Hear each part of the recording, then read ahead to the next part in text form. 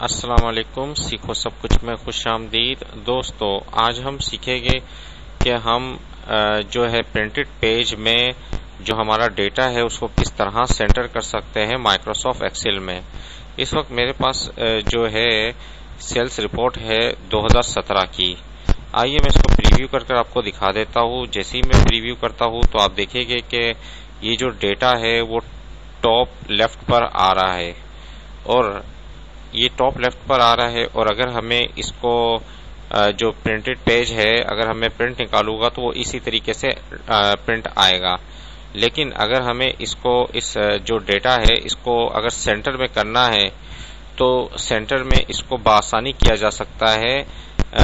आइए देखते हैं इसको किस तरह सेंटर पे किया जा सकता है। यहाँ से आपके पास एक ऑप्शन है पेज सेटअप का। जैसे ही प्रिंट प्रीव्यू आप देखेंगे तो पेज सेटअप का आपके पास ऑप्शन आएगा। पेज सेटअप पर आप जैसे ही आएंगे तो यहाँ ऑप्शन है मार्जिन का। मार्जिन पर जैसे ही आएंगे यहाँ centre on page. Centre on page किस तरह रखना है, हॉरिजॉन्टली रखना है। अगर मुझे डेटा इस तरीके से चाहिए तो मैं हॉरिजॉन्टली चेक लगाकर ओके करूंगा तो आप देखिए कि अब ये इस तरीके से प्रिंट आएगा, यानी कि बिल्कुल जो है वो पेज के सेंटर पर जो आपका डेटा आ जाएगा और इस तरीके से इसका प्रिंट आउट आएगा।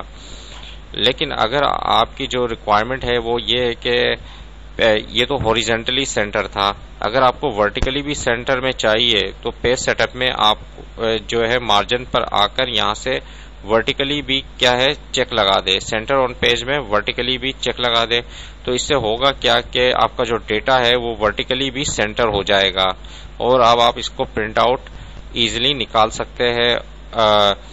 तो पेज को सेंटर में करने के लिए आपके पास ऑप्शन है मार्जिन में। मार्जिन पर हॉरिजॉन्टली और वर्टिकली दो ऑप्शन है। इस तरीके से आप अपने डेटा को पेज के सेंटर पे कर सकते हैं। उम्मीद है कि ये वीडियो आपको बहुत पसंद आई होगी। लाइक और सब्सक्राइब करना मत भूलिएगा। दोस्तों, आप मेरे चैनल को सब्सक्राइब जरूर कीजिए ताकि कोई भी नई वीडियो आए तो उसका नोटिफिकेशन आपको मिल जाए। Thanks for watching. Allah Hafiz.